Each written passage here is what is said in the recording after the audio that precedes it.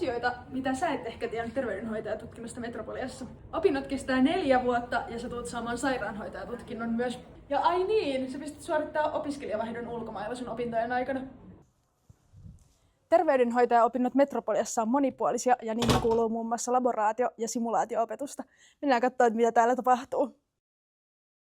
Täällä taitaakin olla vauvan mittaaminen käynnissä. Mennäänpä katsomaan, mitä täällä taas tapahtuu. Mitäs sä oikein täällä teet? Mä harjoittelen raskaana olevan tutkimista. Okei, mahtavaa. Sä pystyt täällä Hymykylässä suorittaa sun opintojen aikana harjoitteluita. Tuolla onkin tällä hetkellä terveydenhoitaja-opiskelija paikalla. Mennään katsomaan, että jos me saatais tulla käymään siellä. Saako tulla käymään? Joo, sisään vaan. Jes, kiitos paljon. Oisinko mä voinut kysyä sulta yhden kysymyksen? Totta kai. Kiva.